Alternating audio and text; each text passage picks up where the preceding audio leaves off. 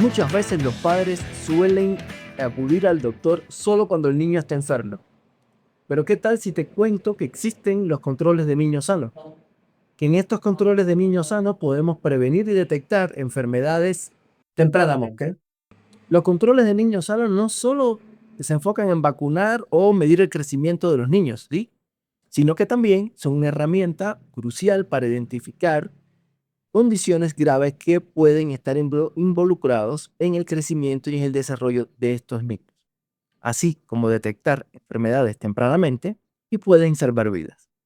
En el programa de hoy traigo un tema súper importante. Traigo a dos invitados de lujo. Traigo a la doctora Elena Medina y un habitual, Patricia Andrade. Gracias, Caricia. Sí, ¿Cómo están? hoy vamos a hablar sobre el proyecto Superhéroes por una Sonrisa y vincularlo con enfermedades no tan eh, simples para los pacientes. Entonces, bienvenidos a nuestro programa. Un mate con el Dr. Cor. Muchísimas gracias. Gracias por estar con nosotros. Un día muy importante para nosotros. Muchas gracias, Rainier. Muy encantado de participar como invitado nuevamente y muy contentos de abordar este tema tan importante. Sí, Pato. Como me viste diciendo, vamos a hablar un poco del proyecto de Superhéroes por una Sonrisa. ¿Sí? ¿Podrías contarnos cómo surgió la idea, la iniciativa y qué impacto ha tenido para la salud infantil? Sí, claro. Bueno, quizás algunas personas nos puedan ubicar. Nosotros somos un proyecto social de lucha contra el cáncer infantil, Superhéroes por una Sonrisa. Casualmente nació en este mes, hace 8 años. Nació el día 1 de febrero, hace 8 años exactamente, con el objetivo de mejorar el entorno hospitalario de pacientes pediátricos oncológicos para que en sí tenga un impacto positivo, mejorando el estado anímico del paciente y por ende el sistema inmunológico de estos niños. Entonces, el impacto ha sido bastante interesante porque nuestro objetivo, si bien es cierto, fue mejorar el entorno hospitalario, también estuvo muy atrás, desde el inicio, generar como objetivo o producir a un voluntario integral, un voluntario que ayude con diversión, ciencia y conciencia, como decimos nosotros, con el objetivo de ser una ayuda eficaz y eficiente en los hospitales, en las casas de acogida y no solo vinculado o intervenir solamente a los pacientes pediátricos oncológicos, sino que también interveníamos a los familiares de los niños, al personal de salud y a los mismos voluntarios. Entonces, Elena, cuéntame algo. ¿Por qué hoy, 15 de febrero, estamos en el programa? Realmente para nosotros es un día sumamente importante. Como decía Patricio, febrero es el mes de Superhéroes por una Sonrisa. Nuestro grupo objetivo, nuestra inspiración son los superhéroes que día a día luchan contra el cáncer. Hoy, 15 de febrero, conmemoramos una fecha muy importante. Todos estamos obligados a llevarnos un poquito esos lazos dorados que nos ven a hoy, a los tres. Estamos luciendo nuestros lazos dorados. Es el símbolo de conmemoración de lucha contra el cáncer infantil. Hoy, 15 de febrero, conmemoramos ese día. Por eso es el lacito dorado y nosotros sabemos decir en el proyecto, nos vestimos de dorado. El mes de febrero nos vestimos de dorado. Bien, Elena, ¿por qué el control pediátrico sigue siendo una herramienta importante para diagnosticar este tipo de enfermedades? Como tú decías, Corito, cuando empezamos el programa, muchas veces nuestros pacientitos llegan cuando se sienten mal y eso no es un control. Lo que busca estos controles realmente es el abordaje integral, en donde nosotros explicamos desde el momento mismo de las acciones que hacen los papitos en parte de la promoción, la prevención y todo el cuidado de nuestros bebés, pero detecta, por supuesto, de forma temprana cualquier factor de riesgo que nos pudiera hacer pensar en alguna enfermedad catastrófica. El cáncer, por supuesto, dentro de este grupo como enfermedad catastrófica, nosotros estamos buscando detectarlo a tiempo. El diagnóstico temprano hará la diferencia siempre en un paciente, no solo pediátrico, sino también en edad adulta. Así que los controles, como decía en este caso Rainier, son para los niños, pero en toda edad nosotros debemos estar pendientes de hacernos un buen control. Ahora, me queda la duda, ¿qué diferencia hay entre promoción de salud y prevención de una enfermedad dentro del ámbito pediátrico? Por supuesto, realmente la promoción siempre va enfocada a la salud. Es parte de cualquier sistema de salud desarrollado. Lo realizamos siempre en la atención primaria de salud, es pegadito al paciente. Ya sabemos que mientras más contacto tenga el médico en relación con sus familiares y con el entorno haciendo educación, la promoción va encaminada a que nosotros mantengamos salud. Es decir, son acciones que me hacen tener una dieta saludable, un entorno adecuado, el hacer actividad física, el que mi bebé tenga un desarrollo acorde a la edad. Esos son mecanismos de producción, es salud. Sin embargo, en el niño la prevención va enfocado directamente ya a evitar enfermedades. Muchos de esas ustedes lo conocen, la vacunación, que es una de las cosas top, que el papá siempre anda pendiente de las vacunaciones, pero también en la prevención tenemos igual determinadas algunas pruebas específicas. Por supuesto, nosotros en el control de niños sanos realizamos una biometría y la biometría detectando anemia, detectando muchas veces ya signos en niños que podrían tener algún factor de riesgo para determinar estas acciones también de enfermedades oncológicas y de forma temprana. O sea que son acciones que ya van dedicadas un poquito más a la enfermedad como tal. Patricio, eh, en el programa anterior que viniste hablábamos un poco de la prevención, de la reducción de riesgo que pueden tener estas enfermedades, pero actuando ya desde la etapa prenatal, ¿sí? Entonces, esta exposición que se ve cada día más al tabaquismo, a sustancias químicas, ¿qué relación tiene esto en el periodo prenatal, es decir, durante el embarazo, con cómo pueden afectar esto, reducir estos riesgos para la madre? Sí, perfecto. Es fundamental, o sea, nosotros hablábamos en algún momento de que uno tiene que eh, planificar varias cosas, ¿no? Dentro de eso está la promoción y prevención, ¿no es cierto?, de patologías como tal, promoción de salud y prevención de enfermedades, y para eso tenemos que tener el conocimiento como población de que tenemos que hacer varias cosas. Primero, saber que la mujer, ¿no es cierto?, en general, como mi especialidad, la mujer debe tratar de prever, ¿no es cierto?, situaciones complejas que puedan suceder, tanto de carácter ambientales como genéticos o simplemente inducidos por algún tipo de factor externo, ¿no? Que puede ser como tal plaguicidas, puede ser sustancias tóxicas como tal o manipulación de químicos que puedan afectar durante este periodo. Por lo tanto, tiene que haber primero un control ginecológico integral, posteriormente un control preconcepcional antes de embarazarse.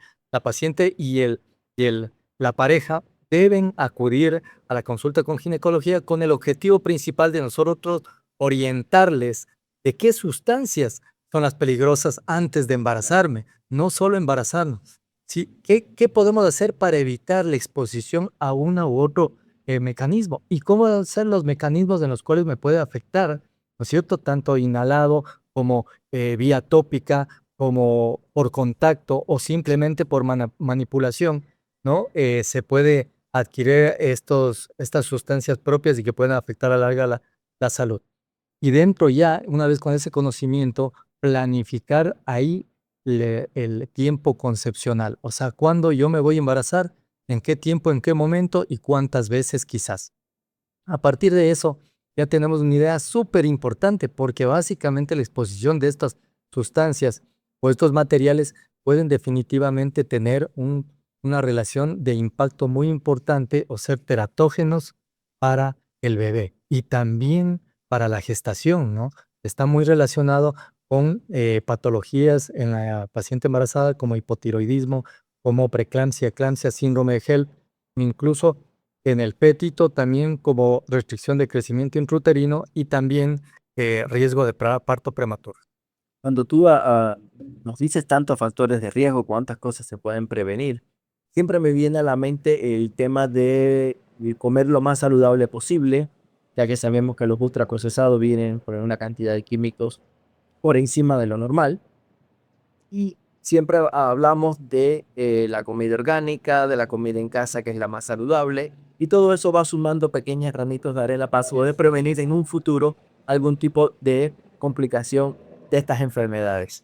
Elenita, cuando tú hablabas de la importancia de los controles de niños sanos, hablabas también de la frecuencia, y te pregunto, ¿por qué puede variar la frecuencia de estos controles? Bueno, realmente nosotros tenemos, y muchos de nosotros ya lo hemos oído, y de hecho es una campaña bastante publicitada, no solo en nuestro país, sino a nivel del mundo, sobre los días, ¿no? Los 3000 primeros días del proceso de desarrollo. Bueno, realmente los controles de niños sanos son mucho más frecuentes cuando el niño es pequeño. De hecho, la Organización Mundial de la Salud aconseja que el niño recién nacido se vea a 48 horas de haber salido del alta hospitalaria o en la primera semana. Ya vamos creciendo un poquito más y se considera que mensual es la frecuencia adecuada hasta los 8 meses, porque en ese momento de desarrollo tengo muchísimos cambios que incluso debemos ir orientando el proceso de alimentación, justo como hablabas, la alimentación saludable, el proceso de cuidado, el aseo, la protección solar. Estamos hablando de factores de riesgo que posteriormente nos podrían desencadenar enfermedades oncológicas. A partir de que crece un poquito más, ya la frecuencia se hace un poquito más espacial.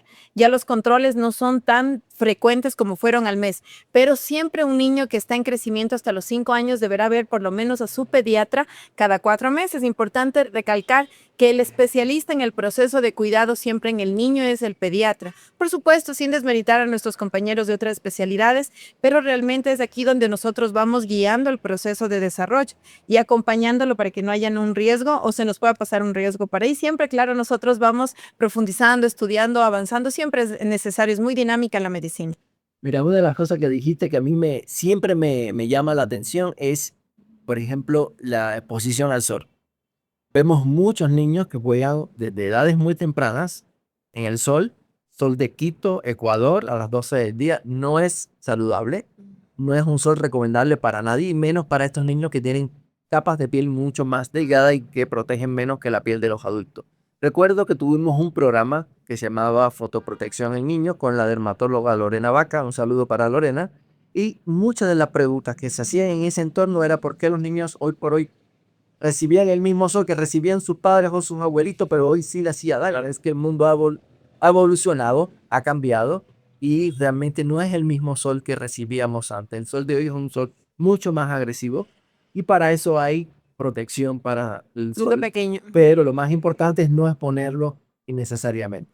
Quiere decir que de 10 de la mañana a 4 de la tarde, si es posible, no salir. Guardaditos. Y si vas a salir, bueno, un sombrerito de protector solar, el protector solar hay que estarlo reponiendo cada 2 horas. Y estos cuidados, se llaman así cuidados, deben ser lo más constantes posibles. ¿Sí? Entonces, ¿cuáles son los desafíos que enfrentan los médicos para sospechar un cáncer infantil a tiempo, Elena? Bueno, realmente varios de los síntomas que pueden ser en estadios iniciales a veces se pueden relacionar con enfermedades de origen más benigno, ¿no? O sea, bueno, por supuesto también en este día yo creo que es importante, este 15 de febrero, saber que el cáncer realmente hoy ha invertido sus pronósticos y primero recalcar a nuestros pacientes, a nuestros conocidos, a nuestros superhéroes, porque tenemos superhéroes conocidos por ahí, a nuestros voluntarios que ya hoy la inversión de las estadísticas nos beneficia, pero no deja de ser una causa de muerte aún presente en la infancia. Y realmente el reto es detectar estos signos de alarma de forma temprana. A veces, como les decía, es un signo, la fiebre de tiempo mantenido, la palidez, el cansancio, la pérdida de peso. Realmente el niño es una época de jugar. Un niño perezoso, un niño cansado, un niño que cambia su tono de piel, las lesiones como los hematomitas, que muchas veces pensamos, no, se cayó mi bebé, es normal. Es normal, él es travieso y se cayó. Entonces, realmente es importante junto con su profesional de confianza, en este caso el doctor Coro, su profesional de confianza, que siempre estén pendientes. Yo creo que el desafío a veces es como decíamos desde el inicio, los llevamos enfermos. O sea, no llevo a mi bebé a control. Yo espero que se sienta mal, yo espero que tenga algún síntoma de alguna enfermedad. Pues yo creo que realmente el desafío hoy nos queda es el trabajar en equipo con la familia, con la comunidad y el tratar de solventarle esto lo más pronto posible para detectarlo, como te insisto, de forma temprana, que nos ayuda muchísimo. A ver, aquí veo una pregunta que nos hace Sonia Herrera. Saludos desde el Inca en Quito, doctor Coro. ¿Dónde queda Clínica Medical y cómo podemos agendar una cita con usted? ¿A qué número o página podemos reservar la cita? Siempre le decimos que Clínica Medical pueden hacer una cita directamente en el 096-034-2341 o en la página web www.clinicamedical.com. Estamos ubicados en la ciudad de Quito, ¿sí? En el sector La Pradera, este centro norte de la ciudad, y tenemos varias especialidades pediátricas a su disposición, no solo pediatría general, pero también tenemos endocrinología pediátrica, alergología infantil, dermatología infantil y recientemente hematología infantil, además de especialidades quirúrgicas como traumatología infantil y cirugía infantil. Pato, desde tu experiencia en nutrición materno-infantil, ¿qué hábitos alimenticios, sí, pueden ayudar a prevenir enfermedades catastróficas? Claro, definitivamente ese es un pilar fundamental, ¿no? Nosotros hablábamos siempre de la prevención de enfermedades, que es básicamente importantísimo que tenga un conocimiento adecuado la pareja, no solo la mamá, sino la pareja, de cómo podemos aportar positivamente a un futuro embarazo. Entonces, la alimentación es uno de los pilares, de los 4 pilares fundamentales en conjunto con el ejercicio, en conjunto con los hábitos, ¿cierto?, propios y también el manejo y el conocimiento de la salud, ¿no?, como cuarto pilar. La alimentación, nosotros hacemos en la consulta preconcepcional, lo que hacemos es una orientación importante de la nutrición adecuada previo al embarazo. Después, cuando ya la paciente logra embarazarse o se embaraza la pareja, ya la alimentación pasa a ser un parámetro súper importante en pareja, ¿no? Y eso habló mucho porque yo manejo mucho la consulta en pareja y es interesante que sean tiempos distintos, ¿no? Es el mejor tiempo para ser ginecólogo, creo yo, o obstetra, porque ahora yo ya no veo solamente a la paciente embarazada, vienen acompañados haciendo un esfuerzo y todo, los papitos, y me preguntan mucho, ¿no? Me preguntan, pero bueno, eso no puede comer ella. Y yo sí puedo comer, dice, ya se puede comer. Dice, pero me da pena. Y como yo sí puedo comer y le hace mal a ella, prefiero no comprar nada en el mercado y solidarizarme con mi esposa.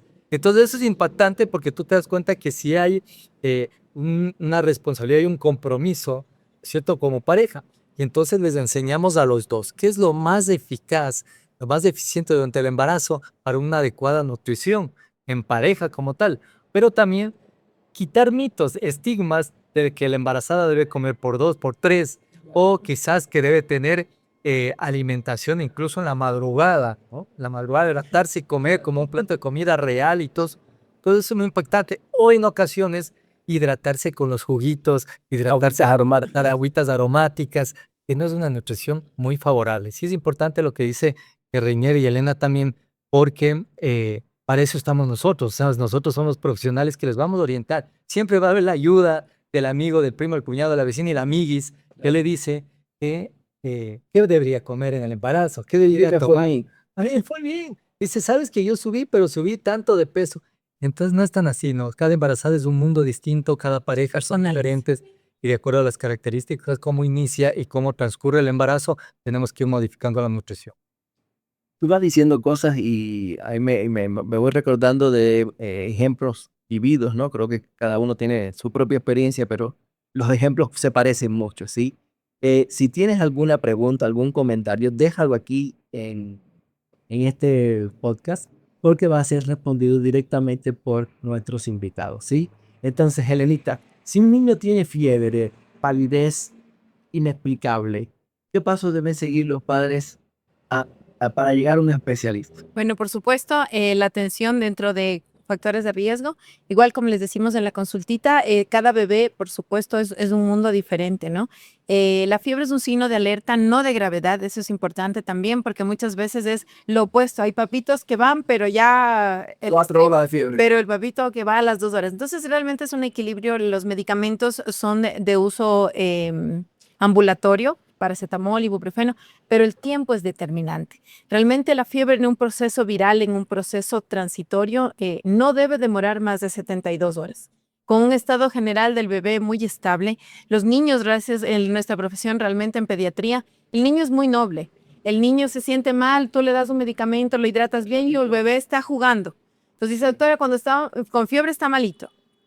Pero ojo, un bebé que tiene 3 días de fiebre, está pálido, no juega, no está activo, está inapetente, debemos enseguida al abordaje especializado, acudir a la consulta de pediatría. Y hay exámenes realmente que posterior a las 72 horas ya nos pueden empezar a dar una guía. El hemograma o la biometría hemática, que realmente es un estudio que se realiza en los niños, no de forma descontrolada, que a veces a las 2 horitas, 3 horitas, pero sí debe ser, ojo, cuidado cuando ya tenemos más de 72 horas de fiebre prolongada, de palidez.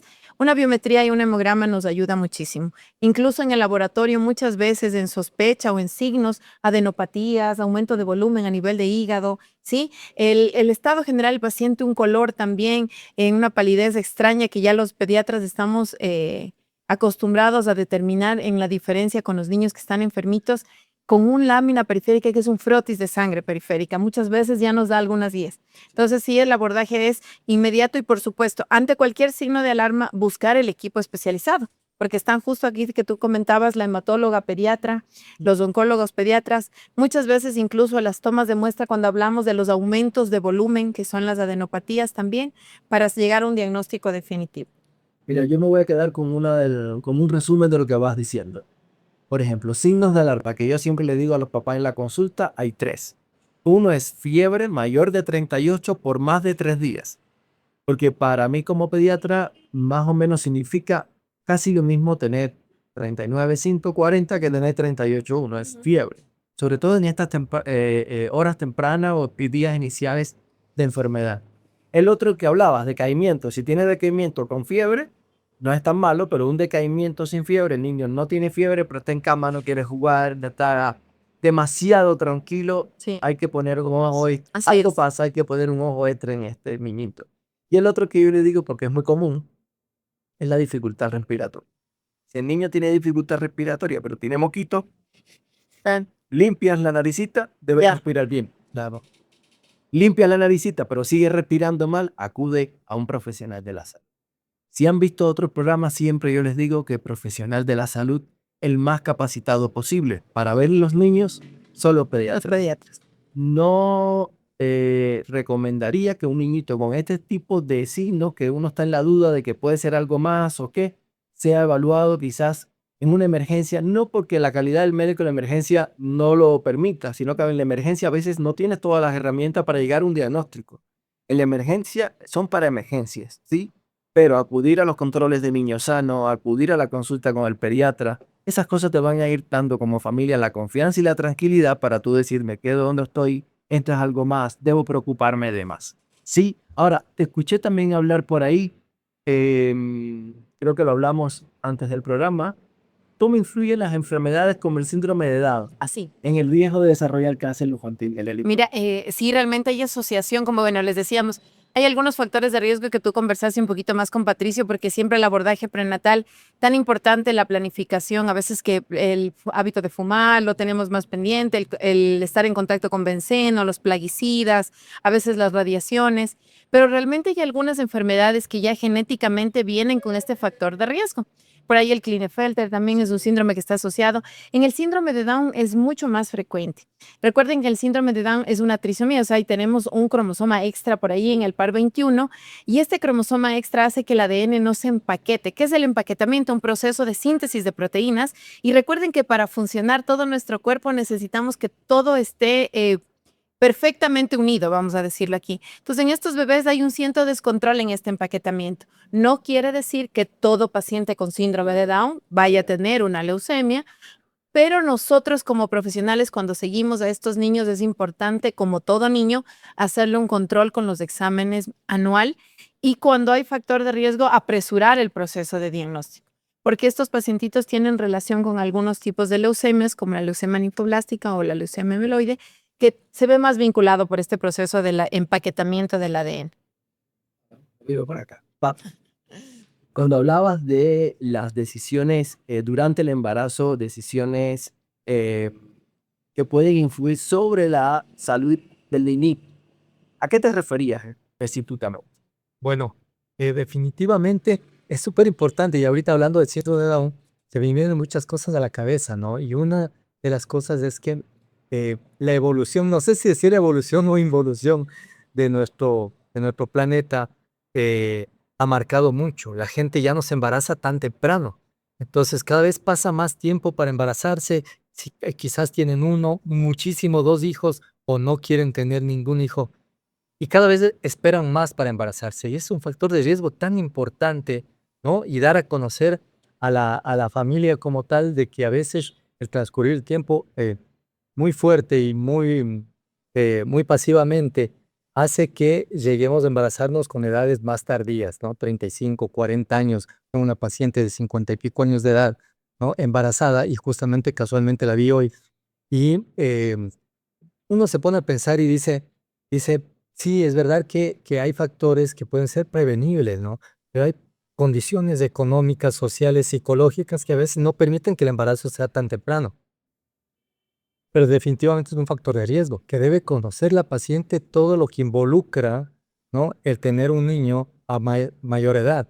ahí viene una posible patologías sindrómicas importantes, patologías que antes los ginecobstetras no la veíamos tan frecuente y ahora es el pan de cada día. Entonces, y sabemos ya cómo tratar a una paciente añosa embarazada, pero tenemos que tener ese control preconcepcional que nos hemos saltado tanto y hemos esperado a que la paciente llegue ya embarazada para tratar de orientar en lo que podemos, pero lamentablemente en un caso de una paciente añosa gestante ya está embarazada. Entonces empieza a haber situaciones complejas que uno tiene que asumir, tiene que prever, ¿no? Y tiene que también saberlas tratar, saberlas manejar. Yo creo que es importantísimo las primeras consultas el embarazo, orientar en la paciente en los factores psicológicos, sociales, ambientales, económicos incluso, y en el desarrollo propio de cómo va evolucionando el embarazo en la paciente. Pero es súper importante, es fundamental que nosotros tengamos una orientación de los factores de riesgo en intervención temprana para que la evolución del embarazo sea más factible, pero también para prever y prevenir situaciones que son evitables. Claro. En la introducción hablamos un poquito del proyecto de los superhéroes, ¿sí?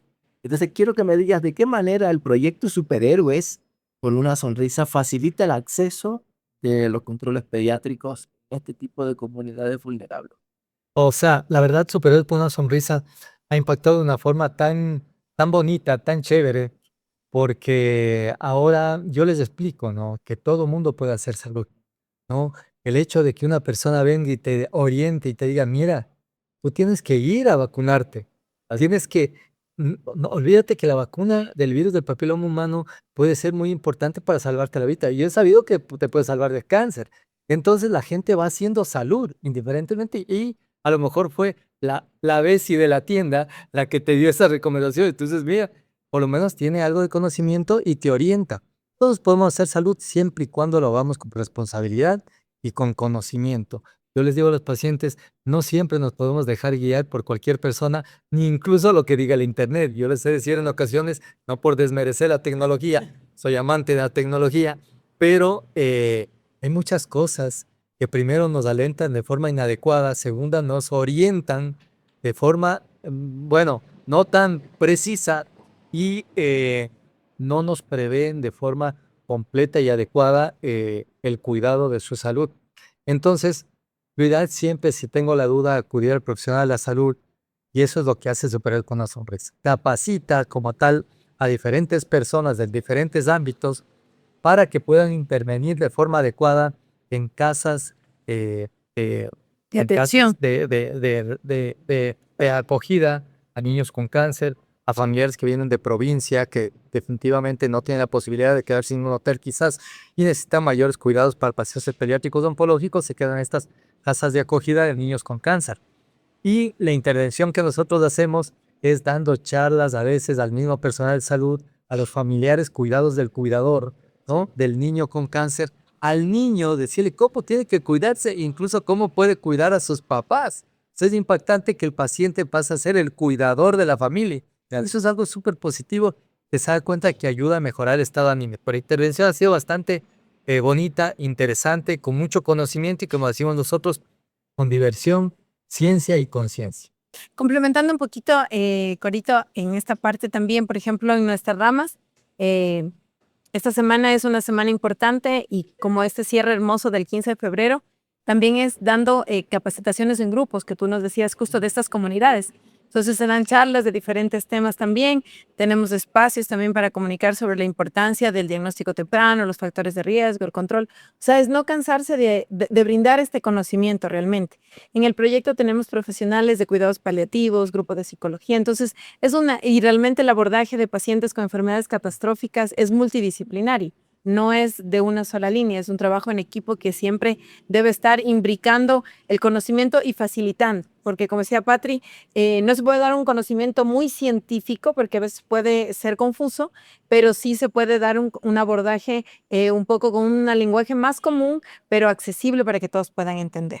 Ahí me das dando pie para seguir hablando un poquito de este tema y cuando uno menciona enfermedad catastrófica, a veces uno no entiende que puede ser una enfermedad catastrófica. Les comento que la enfermedad catastrófica es una enfermedad que pone en peligro el riesgo, la vida del paciente, que generalmente son enfermedades o tratamientos muy largos y costosos, ¿sí? Algunas enfermedades catastróficas son graves, vamos a decir así, y pueden ser crónicas, que eso es lo que le da mayor relevancia, amenazan la vida del paciente, puede ser incapacitante, ¿sí? Que también es otra de las cosas que siempre uno tiene en cuenta y que tienen un alto costo económico, ¿sí? Porque tienen un gran impacto social. Entonces, partiendo de que las enfermedades catastróficas suelen ser costosas, ¿qué opción tiene la familia para, de bajos recursos sobre todo, ¿sí? Para acceder a este tipo de tratamiento? Bueno, realmente la red, como te decía, sí, lo que tratamos, como empezamos, yo creo que hablando e insistiendo en los controles, en la atención temprana, es ante cualquier signo de alarma, cuál indicio ya clínico o paraclínico en los laboratorios de que un paciente pudiera ser portador de una enfermedad catastrófica, es vincularlos a la red de atención. Nosotros tenemos una red de atención pública y la red de atención privada, que dentro de estos diagnósticos y realmente, Corito, justo ahorita como enfermedad catastrófica dentro de la normativa nacional y de la ley, es una prioridad la atención a estos pacientes. Entonces, esta red gubernamental que consta de algunos hospitales, igual ustedes han oído en nuestras capitales también tenemos los hospitales que brindan atención, los centros también de atención que tienen un financiamiento mixto, un poco del sector público con parte también privada. Es importante igual brindar la atención especializada. Estos diagnósticos, cuando se realizan, se consideran urgencias relativas, comentaban cuando nosotros estábamos estudiando en oncología. Nuestro profesor decía, el niño no se ve grave en ese momento, o sea, no es que el niño tiene que ser ventilado o puncionado o realizado un procedimiento, pero es una urgencia relativa porque el tiempo corre y nosotros necesitamos darle atención. Entonces aquí, ¿qué es importante? Primero, acceder desde el eslabón más pequeño. Un paciente debe ser atendido de forma temprana en las puertas de entrada, que casi siempre son nuestros centros de salud, y dentro de los indicios de enfermedades catastróficas deben llegar ya los centros de tercer nivel de atención, que son los centros de atención adecuada para un niño con enfermedad oncohematológica, porque es oncología y hematología. Sí, a nivel, por supuesto, existen algunas fundaciones también que brindan atención vinculada a estos centros, porque no dejan de ser realmente parte de las redes de atención. Incluso en el Hospital del Sol que existen algunos procesos de beneficio para estos niños que se dan a través de grupos de voluntarios, de personas no tanto directamente familiares o cercanos a los niños, pero sí con ese deseo de el apoyo para los tratamientos específicos a nivel medicamentoso, que como tú decías, lastimosamente en la mayoría de estas enfermedades catastróficas es costoso. El tratamiento es costoso. Lenita, hablabas de la exposición a los altos niveles de radiación y estos son factores de riesgo para el cáncer infantil, especialmente la leucemia. Los niños son más vulnerables a estas radiaciones que los adultos, porque hablábamos que tienen condiciones diferentes, sobre todo en la piel, para la protección. ¿Qué medidas recomiendan ustedes para proteger a los niños de estas exposiciones a radiaciones u otras sustancias? O sea, realmente es primero el conocimiento, creo yo. En saber, bueno, como tú nos decías, entre procesados, hablamos igual con plaguicidas, benceno. A veces tan inocente como tener un frasquito de un plaguicida en el sector. Yo les recomiendo a mis papás cuando el niño tiene 4 meses ya que me dicen, doctora, pero si todavía no camina. Les digo, estos bebés se desplazan, a veces son como rollitos, los dejamos en el suelo un ratito, como ruidas. ¿Cómo llegó? Y nos asustaba. Entonces, todo lo que tenga riesgo, los componentes con benceno, con plaguicidas, con N-nitroso, incluso en los alimentos también, que yo justo hoy comentaba con el Corito, decía, ¿cómo hacer para que un niño no se sienta aislado de este proceso social? Entonces, yo les digo en la consulta de mis mamitas, háganlo, o sea, ustedes, una herramienta. Ahorita hay tanto, la virtualidad, como decía Patricio, también nos brinda información inadecuada, pero también nos da herramientas a veces para hacer nuestros embutidos en casita, para hacer nuestros nuggets en casa, o sea, cosas que no lleven ultraprocesados, porque el problema es el proceso de conservación con toda esa cantidad de sal y químicos que está afectando al niño. Y por supuesto, en lo que partimos ahora en las radiaciones solares, del proceso de lesión de la piel, que en ocasiones no está muy vinculado en las edades tempranas de la vida, pero sí tenemos una alta incidencia ya posterior en la edad joven o adultos, también ya el proceso de las lesiones con daño en la piel. Entonces justo decía Corito, no cansarse. El protector solar no es cuando sale, que muchas mamitas, si el niño no sale, doctora, el niño no sale. Está la sombra. Sí, está la sombra. Entonces todo niño se levanta y ya existe ventajosamente varios tipos de fábricas que producen este tipo de productos ya de protección solar. Y ustedes, por favor, muy pendiente en todo lo que tenemos en casa, plaguicidas, insecticidas, sustancias con benceno, que a veces incluso se habla de que cuando las partes por millón son muy elevadas puede haber hasta una contaminación en el aire del proceso de partes por millón. Inocentemente olemos, ¿no? Como un olor dulcecito, un olor a gasolina, y ya estamos en contacto con algunos tipos de contaminantes que pueden estar relacionados con causas de enfermedades oncológicas. Entonces, al niño hay que mantener todo eso guardadito bajo llave, no se confíen por la edad. Igual en el manejo alimentario, los ultraprocesados también constituyen un factor de riesgo. Incluso se habla de que los pacientes con aumento de alimentos con grasas trans, con procesos de excesivos de sal, que no se vinculan bien, pero se hablan de inflamación constante. Este niño come tanto que constantemente pasa inflamado. Entonces es un factor de riesgo también para este tipo de enfermedades. Entonces, Elenita, a tu criterio, ¿cuál es el síntoma o signo de alarma que los padres suelen subestimar? Es decir, no le paran, no le dan la debida importancia, Ay, o que podrían a los padres indicarle de que algo no, que es una enfermedad grave, pero no le paran la yo, atención necesaria. por ejemplo, bueno, de una experiencia personal, como te dije justo ahorita que conversamos, eran los moretoncitos, Sí. los hematomas, correctamente hablando. El moretoncito no es que es bien travieso, doctora, él es súper travieso. Entonces era, cuando yo vi en la consulta me llamaba la atención, o sea, Que se golpea y veo el hematoma realmente un poquito más grande y en varios lugares. Entonces, en este pacientito, ventajosamente también el diagnóstico, a ver, si bien hablamos de factores de riesgo, no es algo que nosotros encontremos con tanta frecuencia, claro. ¿sí? La epidemiología nos habla igual que ya no es tanta la incidencia, pero que aparezca uno, como les decía a los chicos, ya es un factor de alarma que debemos estar en cuenta.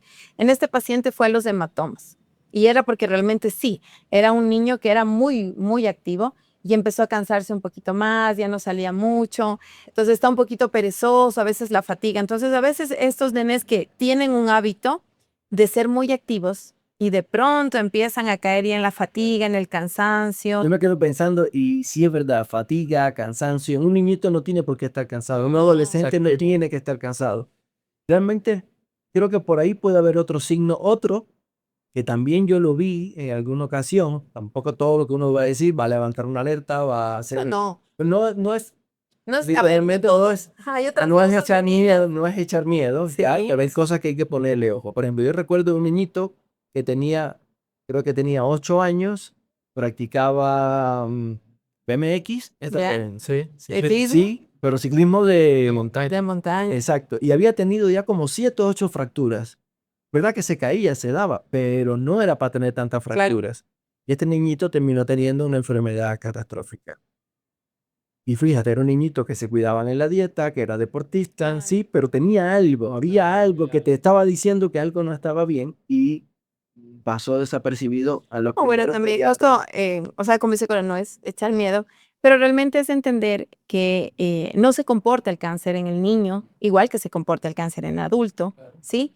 Incluso se habla de no hay ni siquiera este tiempo de desarrollar algún contacto con un factor de riesgo externo, como en nosotros los adultos, que se recalca. Y a pesar de que nos recalcan, somos traviesos, pero por ejemplo, el hábito de fumar no podemos hablar en un niño, no podemos hablar del consumo de bebidas alcohólicas, el contacto prolongado cuando se diagnostica en un lactante en época de un aumento de volumen a nivel abdominal y resulta que es una masita a nivel de ovario, es un proceso de un linfoma. Entonces, realmente no es echar miedo, sino que cada uno de los papitos y el proceso en comunidad está pendiente de cómo se desarrolla un bebé, de si tiene algo nuevo que yo no he notado, acudir, por supuesto, o adelantar el proceso de control para que el niño sea atendido correctamente, porque no debe haber, o sea, en el baño ninguna masita tumoral, ningún aumento de volumen llamativo. Llamativo, dígase, dimensiones mayor a medio centímetro o en los niños de 3 añitos de 1 centímetro. Porque, bueno, también ahí les digo, ven los chiquititos, los papis llegan asombrados. También tenemos el otro lado que es correcto, el que está preocupado de los cambios de su bebé. Claro. Pero siempre, por supuesto, ustedes cuando tengan niños que nos están viendo alrededor, entender que el proceso no es cuando se siente mal, es que yo debo detectar de forma temprana, ¿sí? Y en el niño no me da tiempo para portarme mal, o sea, yo no estoy teniendo contacto con factores de riesgo o con algún tóxico. En la consulta yo les digo a los papás que a veces traigan por escrito todas las dudas. Porque a veces es una duda la masita de acá atrás, es otra duda si la mamá se fue de teñir el cabello. Sí, Sí, son cositas que claro. puede ser duda para alguien y la respuesta a veces la tiene la vecina o la googlean o me pasó algo en el Face y no siempre esas cosas tienen todos los elementos para ser ciencia o ser veraz. Esas cosas yo creo que nos las tienen que preguntar a los profesionales, lo que le corresponde al ginecólogo, lo que nos corresponde a los pediatras, a los pediatras. ¿Sí? Ahora, Elena, para terminar un poquito este tema de los controles, ¿por qué es importante incluir estos exámenes básicos, como tú decías, en los controles anuales? Bueno, yo creo que sí nos ha quedado ahí un poquito claro para ustedes y para nosotros también entender por qué. Por supuesto, el pediatra nunca tiene, y yo les digo, ¿no? Hay mecanismos que no podemos obviar. Nos encantaría que existiera un mecanismo máquina para tener una biometría de buena calidad sin el pinchazo. Nos encantaría. No hay. Entonces, la biometría nos ayuda a detectar que para nosotros lo hacemos dentro del programa de atención de precoz de anemia, porque para eso está establecido. La normativa nos dice que del 6º mes a todo bebé debemos realizar esta biometría y al hacerlo nosotros diagnosticamos este diagnóstico y otros factores de riesgo. Cuando existe una celularidad diferente, cuando el conteo de plaquetas y eritrocitos está muy bajito, entonces ya nos llama la atención otros signos de enfermedades más graves. Y asociado casi siempre nosotros vinculamos los perfiles buscando infecciones o buscando parasitosis, que también es muy importante, ¿sí?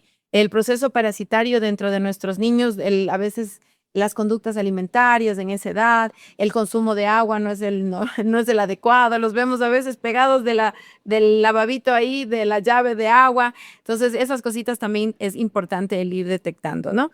Pero como les decía, no es solo este proceso de control hacia lo malo. El proceso de control va al equilibrio. Eso es realmente lo que buscamos los pediatras, que un bebé esté equilibrado, ¿sí? Cuando hay alzas y bajas, yo tengo una amiga inmunóloga que le quiero mucho, igual nos debe estar viendo por ahí, que subir y bajar, entonces decía, ni subir ni bajar, es como equilibrar. Nosotros tenemos un equilibrio y el equilibrio inmunológico hace esto. El conocimiento que les brinda su pediatra en el control, porque ahí nos equilibramos. Incluso me da una gripecita, niño bien equilibrado, mejor respuesta. Niño mal equilibrado, complicación. Entonces, eso digo es el cuidado.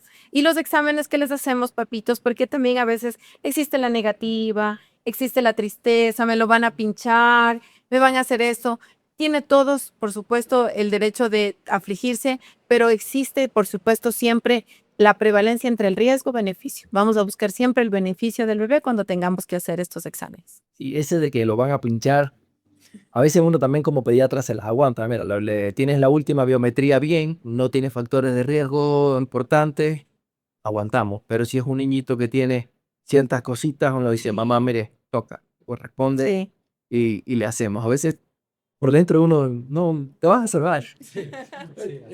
Paramos esta ocasión, pero no siempre le puedes diferir un estudio si realmente está indicado, porque por algo están indicados. Sí, sí. Ahora, Corito, también es importante, uno se da cuenta de que tenemos que educar a nuestros educadores, porque gran parte del tiempo los niños pasan en su escuela. Oh, sí. Entonces es tan importante que hemos dejado de un lado estas capacitaciones que se daban a los docentes de los colegios, de las escuelas, para aprender a distinguir algunos factores de riesgo que se pueden presentar en los niños, que en ocasiones, como papás ocupados que a veces somos, o trabajadores, que no nos damos cuenta en casa. Pero el docente es el que se da cuenta de estos factores de riesgo, de estas síntomas principales de este decaimiento del niño, quizás de esta reducción de peso súbita, esta inapetencia que tengan, este sueño, esta fiebre, quizás sin ninguna otra, acompañada de ninguna otra sintomatología. Es algo raro, no es común en un niño que debe estar activo con los compañeros, que debe estar atendiendo en clases. Yo creo que es importante retomar esa educación a los educadores, ¿no es cierto?, sobre la parte de salud. Como yo te decía, todos podemos hacer salud, pero también podemos identificar factores que nos llaman la atención en nuestros pequeños. Ahí voy a hacer una cuña comercial. En Clínica Medical hemos dado cursos de primeros auxilios para padres Importantísimo. y muchos de estos padres se han dado cuenta que el curso también lo hemos dirigido a los cuidadores, a estas nanas, pero hay guarderías que han venido a capacitar estos profesores, estos cuidadores. Claro. Generalmente pasan 6, 8 horas con estos Por bebitos, supuesto. que son varios, que tú Imagínate cuidar uno por cuánta energía y tiempo tú le dedicas hoy, imagínate 4, 5. Responsabilidad. Gran Pesar responsabilidad. y uno medio inquieto, digo yo, imagínate, Sería como coro de chichito, más o menos. tienes que tener un tiempo y una dedicación superior. Entonces, este tipo de capacitación nunca está de más, porque estos tipos de accidentes que siempre decimos no son tan accidentales porque son prevenibles, pero pueden pasar. Tienes que saber cómo actuar. Pato, siempre hablamos de la salud infantil, pero debemos recordar siempre la campaña de los 1000 días, incluso que se habla desde el momento de la concepción, incluso desde antes. Siempre uno dice que es Así es. desde antes y estamos ya preparándonos para este momento, sobre todo después de la salud infantil. Incluso la UNICEF ha desarrollado la estrategia educocomunicacional que se llama Come Aventuras, que es para promover hábitos saludables en los niños, ¿sí? Entonces, ¿qué estrategia tú crees que debemos implementar para que las familias conozcan más sobre los signos de alerta de estas enfermedades catastróficas? Sí, definitivamente como hemos ahondado y hemos dado vueltas en lo mismo, es la educación, ¿no? O sea, las charlas y las conferencias sí deben ser impartidas antes. O sea, a mí me encanta hacer charlas en parejas, ¿no? Entonces se reúne en un auditorio a múltiples parejas y que tienen dudas y que están pensando algún momento en su vida en llegar a embarazarse. Y me preguntan a veces, doctor, ya cuando nos embaracemos, venimos donde usted. Yo les sé decir, no, esperemos. O sea, primero hay que hacer varias cosas. No quiero estudiarles, a ver cómo están ustedes. ¿Cuál va a ser de eso? ¿Cuál es el momento ideal para ustedes? El momento ideal no solo tiene que estar en óptimas condiciones de salud, ¿no? Y salud, obviamente, sabemos que es el proceso no solo de ausencia de enfermedad, sino de un estado completo biológico, psicológico y social de una persona, hasta económico, ¿no? En óptimas condiciones. Entonces a veces yo les digo a la pareja, no es el momento. Están los dos en una maestría, están sacándose el aire, están estudiando, están gastando dinero. ¿Por qué no posponemos un poquito y Se retiran ahora y se preparan para... Exactamente, exacto. Nos cuidamos, hacemos un método de planificación familiar, pero capaz que en diciembre, que ustedes en octubre ya salieron, podemos conversar para ver si retoma. No, y ya me ven en diciembre, ¿no?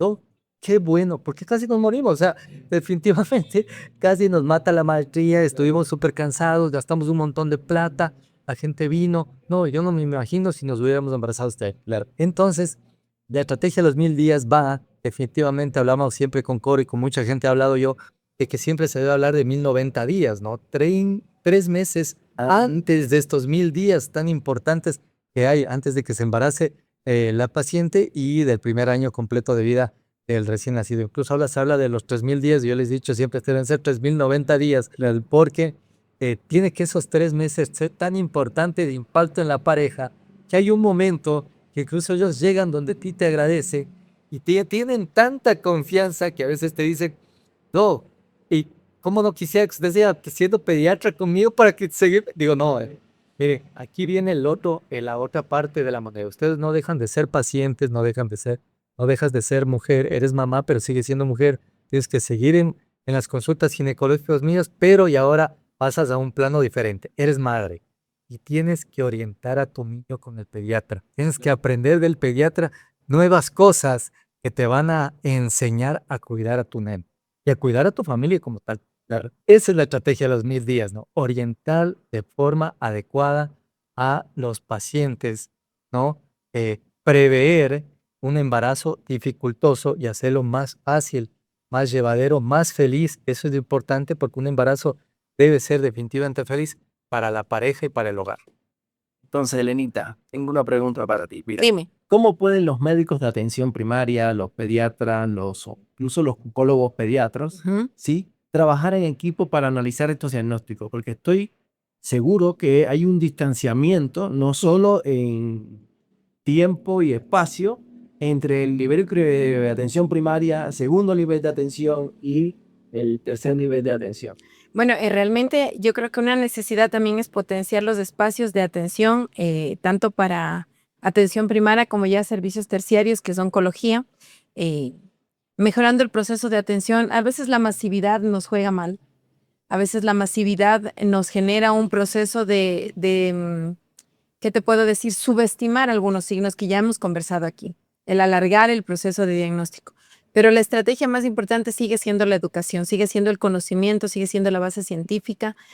Para enviar correctamente a un paciente, tener indicios ya en sus cuadros clínicos, realizar un abordaje oportuno con los paraclínicos o los laboratorios, se envía, se diagnostica, porque los diagnósticos de pacientes con cáncer son diagnósticos especializados ya con muestras específicas, sí, que se realiza a nivel oncológico, a tercer nivel, y cuando retorne, o sea, porque no es solo el diagnóstico, ya hice el diagnóstico, ya tuve una mejor rapport con el proceso de las vías directas de comunicación, agilizamos la red, tenemos más profesionales en puertas de entrada, se da mejor atención, ya todo eso lo ha potenciado. Incluso la decisión política juega mucho en este proceso de mejora continua de los servicios de salud, pero cuando regresa también es una necesidad conocer cómo se tiene que nutrir ese niño, cómo tiene que estar los cuidados paliativos, cómo va el proceso de cuidado odontológico, porque todo cambia en el proceso de salud. Incluso ahora, en el cuidado de la Organización Mundial de la Salud, como estamos en este día de conmemoración, este día de reflexión.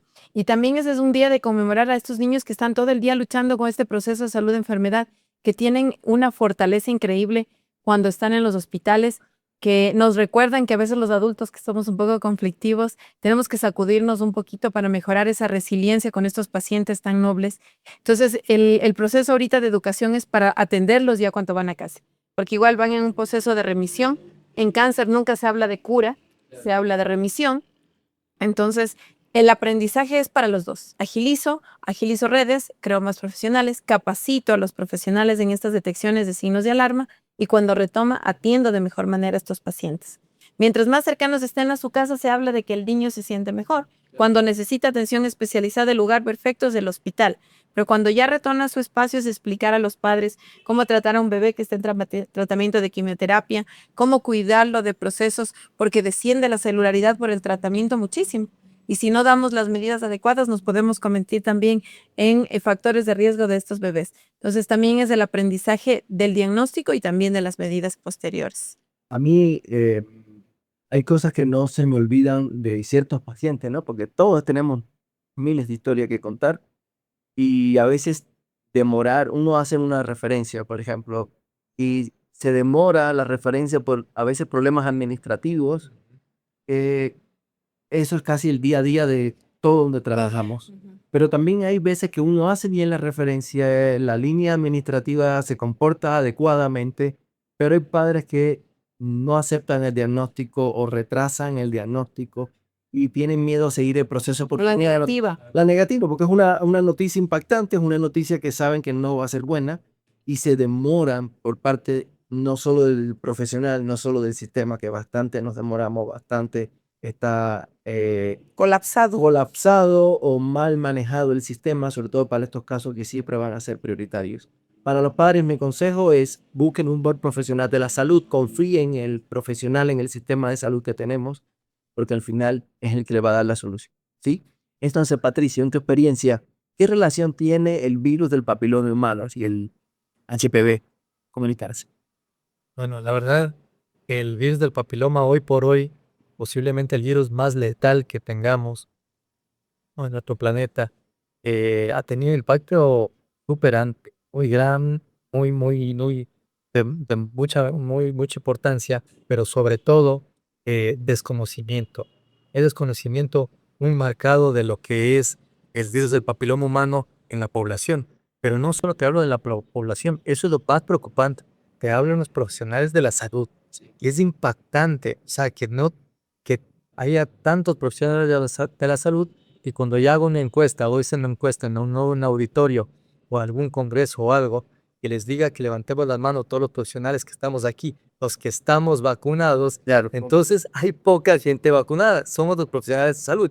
Entonces en la población no podemos cometer ese error. Definitivamente la importancia de la prevención de adquirir el virus del papiloma humano es fundamental. Tenemos una herramienta, siempre me preguntan en consulta, ¿no?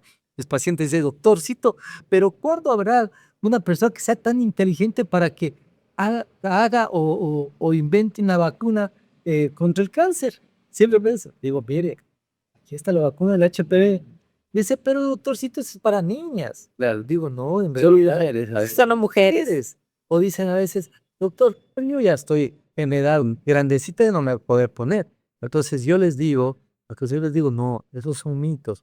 La mujercita y el varón pueden ponerse desde los 9 años hasta los 45, 49 años, y ahora está descrito después de los 50 años, se pueden poner la paciente, no con el grado alto inmunológico o de protección grande de un 93-94% que tiene la vacuna a esas edades, pero se puede colocar el paciente la vacuna. Pueden ir en parejas, puede colocarse a niños, a adultos, personas adultas mayores, y tiene una efectividad marcada. La gente dice, doctor, pero a fulanita le pusieron 2 dosis y ahora a mí me vienen, me quieren decir que son 3, no que me quieran vender una de más. Ya les digo a veces, no, tenemos que aprender a diferenciar que hay la bivalente, hay la trivalente, pero también hay la pentavalente, hay la que es tetravalente también. Por cierto, la que se le pone generalmente a los niños es dato prevalente, tiene cuántos serotipos del virus del papiloma humano, y a los adultos 9 serotipos. Entonces es fundamental dar el conocimiento de qué se trata este virus, cómo poder evitar los métodos anticonceptivos, pero sobre todo los métodos de protección en el momento de las relaciones sexuales.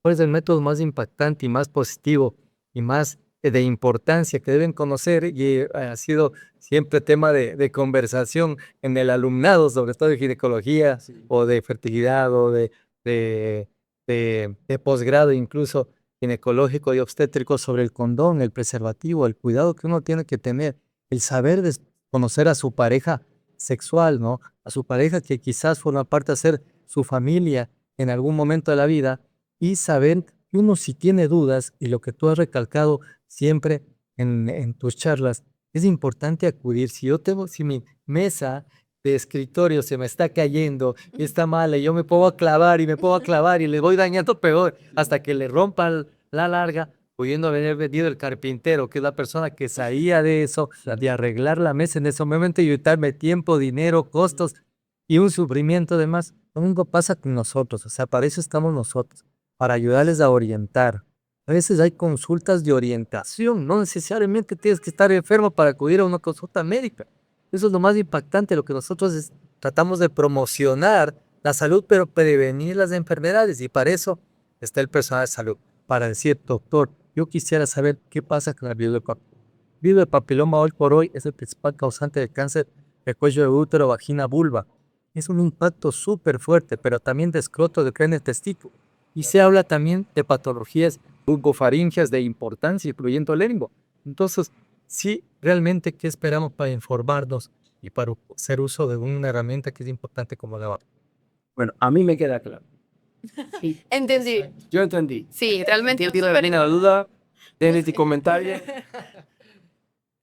Entonces, Elenita, si tuviera que resumir en 3 acciones clave para los papás, ¿qué deben hacer los padres para proteger a sus hijos de estas enfermedades graves? ¿Cuáles serían estas 3?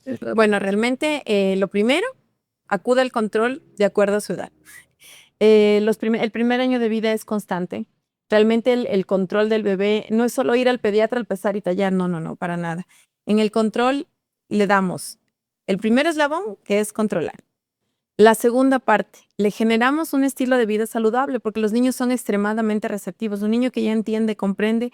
Si yo le digo que tiene que comer frutitas, verduras, si yo le exhorto a que él tenga una vida saludable, que salga con papi y mami a hacer la actividad física, a que duerma temprano, el bebé va a tener un estilo de vida saludable. Entonces tenemos la segunda. Y la tercera, por supuesto, es ustedes estar pendientes de cualquier signo de alarma de su bebé, ¿sí? Y acudir a su profesional de confianza. Entonces, vamos a pasar a la entrega de los sorteos. Hoy tenemos el sorteo habitual, que es un sorteo cortesía Verdeza. Vamos a dar 2 tarros de Vitafos. Tenemos un Vitafos Junior para Carlitos y tenemos un Vitafos para mayores de 10 años para Sofía Choes. ¿Sí? Mi Carlitos, le mandamos un abrazo. Carlitos es nuestro poeta. Te cuento, Carlitos es un niño que conocimos gracias a la Fundación Camila Salomé, que brinda educación a los niños con enfermedades catastróficas. Es una noble misión para que estos bebés no pierdan el acceso a su educación. Y Carlitos es un poeta hermoso, sumamente talentoso, entonces le mandamos un abrazo también en este día de conmemoración de lucha contra el cáncer infantil. Es uno de nuestros superhéroes que nos inspira.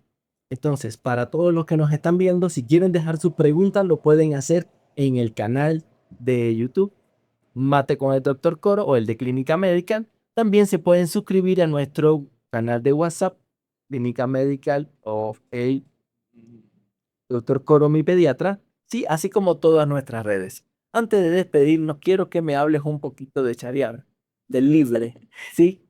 Bueno, claro, con gusto.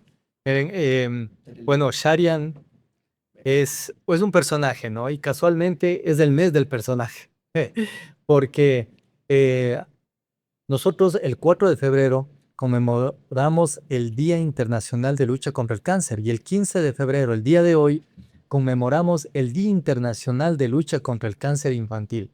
Y definitivamente él es un superhéroe que a los 22 años de edad adquirió unos poderes místicos, ¿no? Aquí en Ecuador. Entonces, compatriota, vive aquí, es vestido muerto. Y entonces, pero en algún momento también empieza a tener estos problemitas de salud que hoy conversamos. ¿No? Él se siente agotado, se siente cansado, de vez en cuando empieza a aparecer moretonicitos en la piel y él no sabe qué le está pasando. Y en ese momento se da cuenta de que algo anda mal con la salud. Lo que hablamos justo el día de hoy. Acudió definitivamente a su médico de confianza y él le orienta a llegar donde un especialista. Este especialista le dice que no está bien lo que le está pasando, algo está sucediendo con él. Él piensa que es por los poderes que está adquiriendo en ese momento, que a lo mejor él ya tiene una velocidad más rápida de la normal, ya tiene un oído súper desarrollado, pero piensa que es producto de esto. Pero cuando se da cuenta, es diagnosticado con cáncer, con un linfoma no Hodgkin en algún momento, y él se siente mal, se siente destruido, se siente solo, quizás parece que el mundo se le está cayendo encima, pero lo que no sabe es que hay mucha gente alrededor de él que va a apoyarlo, ¿no? Y no será siempre el superhéroe que atrape al ladrón, ¿verdad? No será siempre el superhéroe que salve el día, pero sí vas a aprender a ser el superhéroe que no se rinda, que luche hasta el último y que sepa que a veces hay que perder para ganar, ¿no? Y no siempre uno va a tener un buen día. Y eso es lo que les doy en este mes de lucha contra el cáncer, el mensaje. Todos pueden ser superhéroes de alguien, ¿no? Haciendo salud, invitándole a que participen o acudan a la consulta de un profesional de salud, pero también sabiendo y teniendo el conocimiento sobre cómo prever patologías que son fácilmente prevenibles, valga la redundancia. Entonces, les invito a leer este libro. Básicamente lo tiene el proyecto de Superhéroes por una Sonrisa. Sharian en Schwarz significa heredero del amanecer y lo tiene también la editorial Evermore. Les va a gustar, es una historia bonita, es una historia chévere y que hace homenaje justo al mes dorado que es de lucha contra el cáncer infantil.